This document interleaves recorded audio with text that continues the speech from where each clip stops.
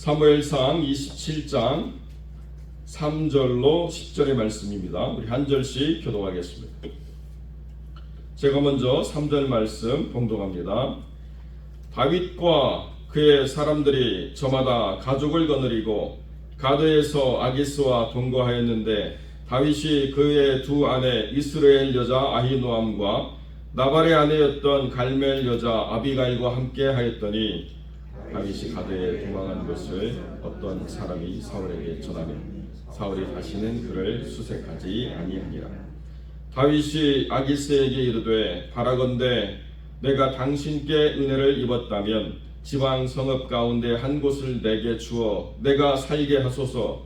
당신의 종이 어찌 당신과 함께 왕도에 살리이까 하니 아기스가 그날에 시글락을 그에게 주었으므로 시글락이 오늘까지 유다 왕에게 속하니라.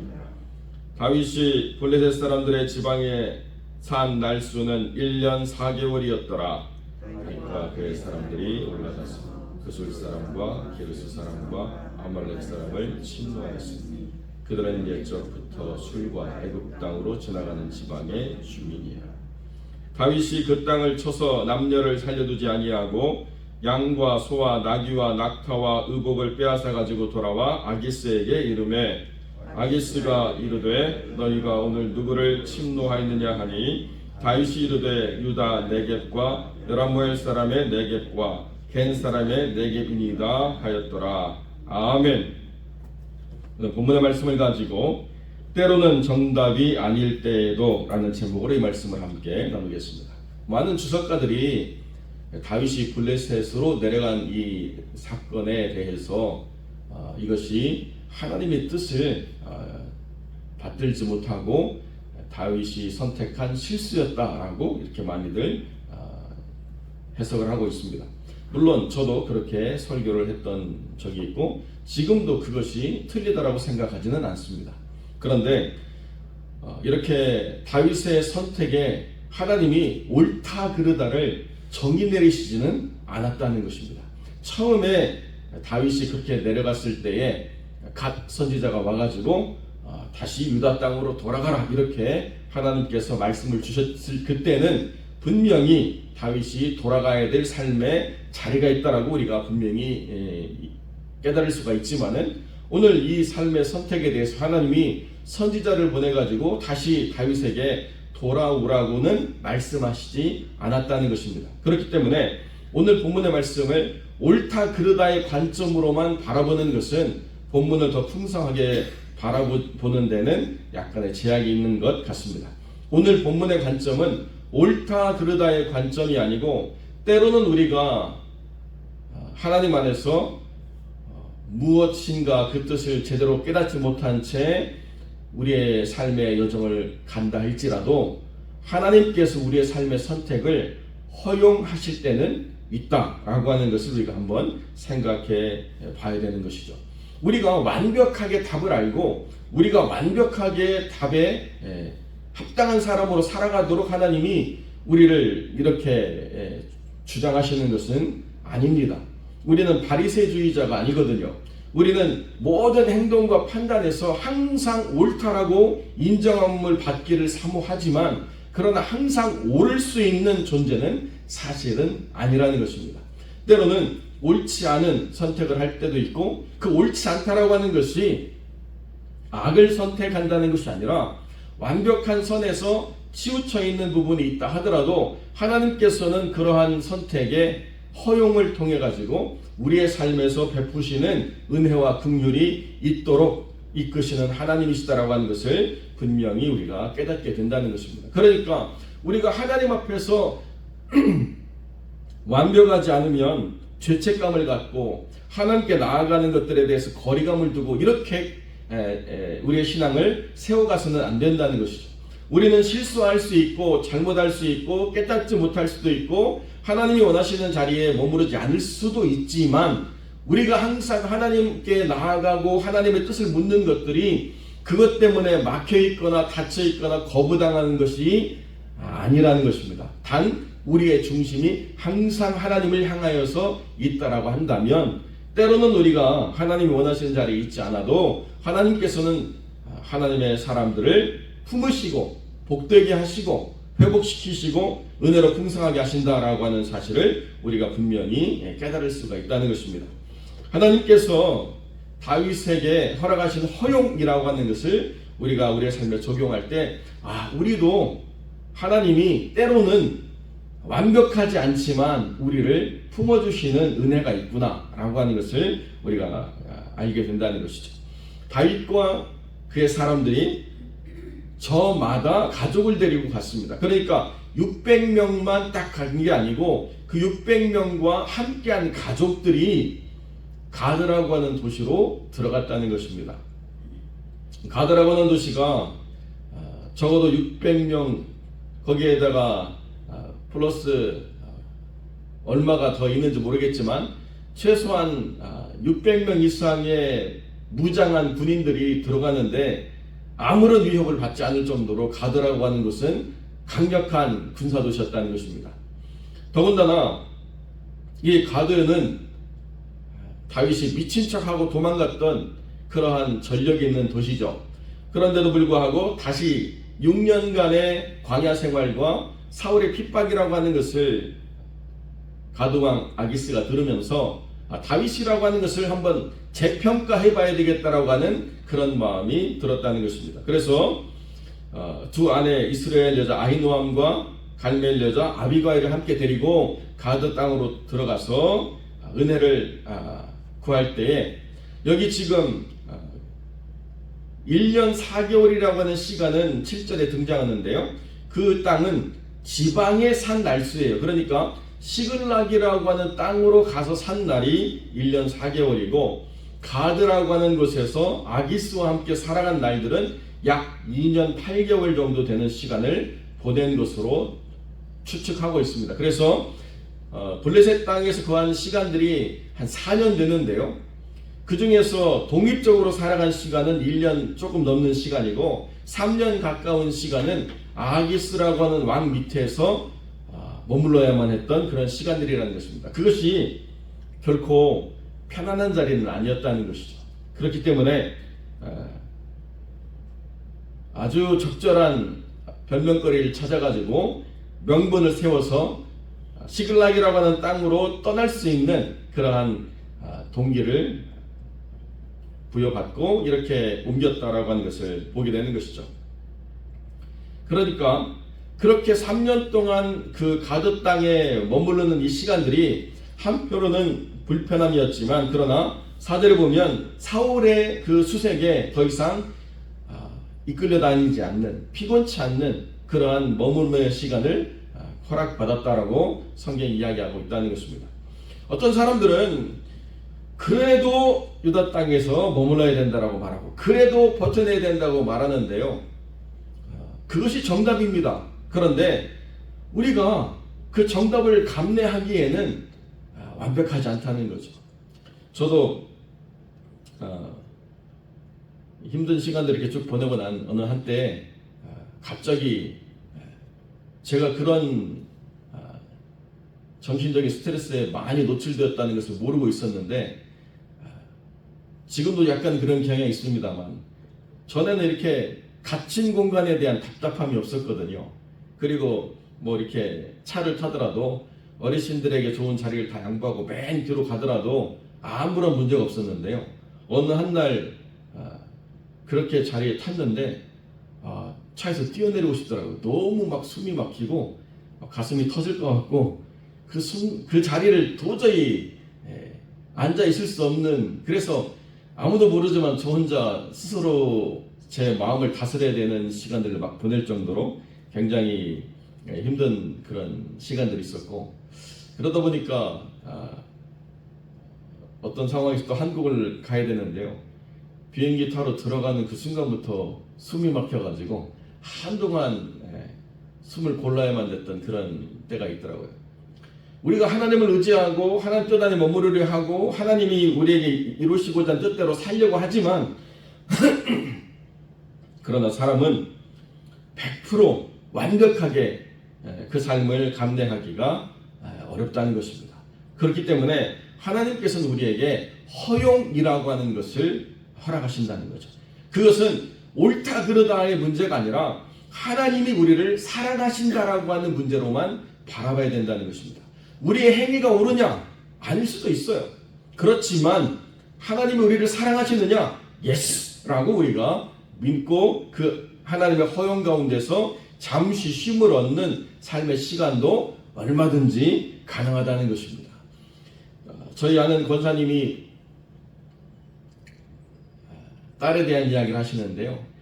딸이 말을 안 듣고 잠시 늦게 집에 들어오면 막 딸을 막 야단치려고 하다가도 엄마 배고파 그러면 딸을 야단친다는 생각은 다 사라지고 그 딸의 저녁을 챙겨주기 위해서 부엌으로 간다는 거예요.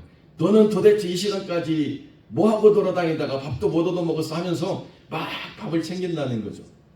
그러고 보면 갑자기 딸에 대한 미움과 원망보다는 딸을 긍휼히 여기는 마음이 더 커져가지고 그 딸을 혼내는 그 시간들이 다 사라져버린다는 거예요. 제가 이렇게 쭉 들으니까 딸이 그걸 잘 이용하고 있지 않나 이렇게 생각이 드는데요. 이 어머니 권사님은 그런 생각을 못해요. 그냥 딸이 밥을 안 먹고 들어왔다고 말하는 그 순간부터 늦게 들어온 거 뭐 다 필요 없고 이 딸을 먹여야 되겠다는 생각이 더 커가지고 순간 화냈던 일을 다 잊어버리시더라고요. 심지어는 그게 반복돼도 늘 당해도 자기가 당한다는 생각을 못 하시는 거죠. 사랑이 크면 그렇다는 것입니다. 다윗이 그렇게 늘 하나님을 이용하는 존재는 아니었다는 것입니다.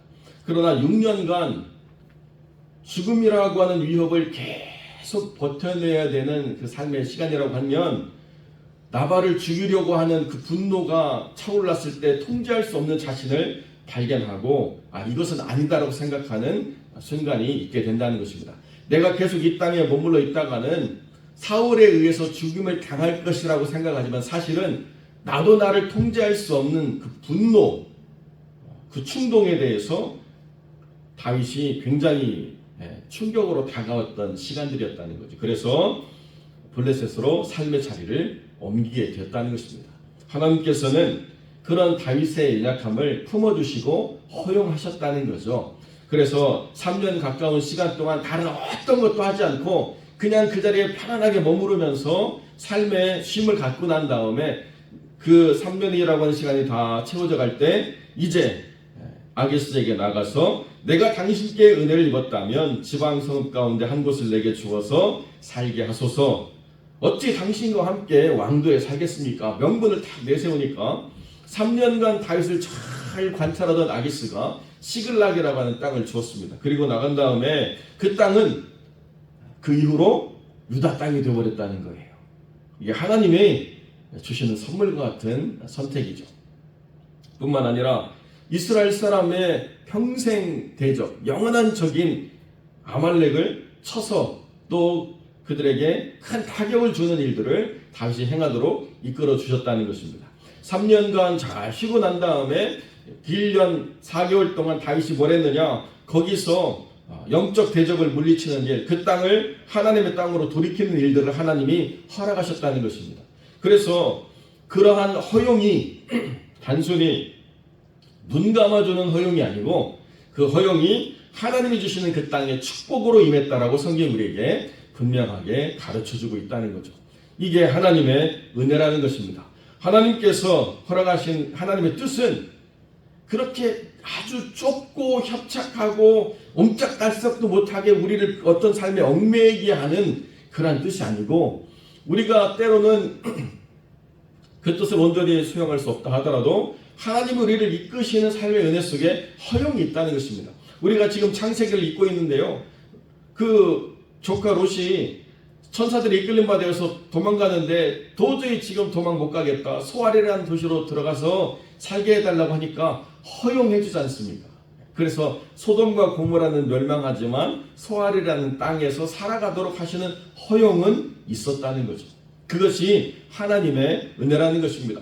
우리가 하나님의 뜻을 완벽하게 실현해 내리는 어떤 의무감을 갖는 것도 중요하지만 때로는 우리의 속사람이 망가지고 우리의 속사람이 건강하지 않을 때조차 무조건 버텨내라고 하나님이 말씀하신다는 것은 아니라는 사실. 그리고 하나님은 그 허용 가운데서도 우리에게 은혜와 긍휼을 베풀어 주셔서 하나님 안에서 우리의 삶이 회복이라는 가치로 풍성해질 수 있도록 그렇게 하나님이 이끌어 주신다는 것을 우리에게 알도록 말씀하신다는 거죠. 내가 지금 봐주고 있지만 그러나 넌 언제까지 돌아와야 돼 이렇게 하시는 게 아니라 봐주는 것으로 끝나는 게 아니고 그 삶에서 주시는 은혜가 있을 때 삶이 회복이 된다는 것이죠. 그 삶이 풍성해지고 그 삶 속에서 하나님의 은혜를 깊이 경험하면서 내가 따르고자 하는 하나님이 얼마나 은혜가 무한하시고 긍휼이 크신가라고 하는 것을 우리가 깨닫게 된다는 것입니다. 그래서 우리 인생의 모든 것을 우리가 완벽하게 알아야 되고 완벽하게 성취해야 된다라고 하는 완벽주의로부터 우리가 벗어나는 것도 하나님의 은혜라는 것이죠. 여러분, 야곱이 죽을 때가 되어서 요셉이 자기의 두 아들을 데리고 왔습니다. 에브라임과 므낫세를 데리고 왔을 때 므낫세가 맏아들이고 에브라임이 둘째인데요. 야곱이 손을 어긋 얹어서 므낫세에게 왼손을 에브라임에게 오른손을 얹고 축복을 했습니다. 그러자 요셉이 깜짝 놀라가지고 아버지 이러면 안 됩니다. 므낫세가 큰아들이고 에브라임이 둘째인데 왜 이렇게 하십니까? 그랬더니 야곱이 뭐라고 합니까? 나도 안다 내 아들아, 나도 안다. 저도 큰 민족을 이루겠거니와 이것이 하나님의 뜻이다 라고 요셉에게 이야기해 줬다는 거죠. 우리 인생을 누가 뭐라고 이야기해도 그 삶을 살아내지 않은 사람들은 말할 수 없는 삶의 자리가 있습니다. 그 삶을 살아내본 경험이 없는 사람들은 평가할 수 없는 삶의 자리가 있습니다. 제가 LA에서 사역할 때 그 노인 아파트에 계신 어르신들에게 신방하면요, 미니멈 4시간이에요. 가면 미니멈 4시간. 소파도 없으니까 거기서 앉아가지고 어느샌가 저도 미국 생활에 길들어서 소파가 없으면 4시간 앉아있는 게 허리가 아프더라고요. 그래도 말상대가 없다가 목사가 가니까 얼마나 말씀을 하시는지. 그런데 쭉 1930년대부터 쭉 대화가 진행이 돼가지고 드디어 1970년대 80년대 이민사회까지 돌아오면 이게 테이프가 다시 돌아가가지고 1920년대로 또 돌아가는 대화를 하는데요. 끊이지가 않아요.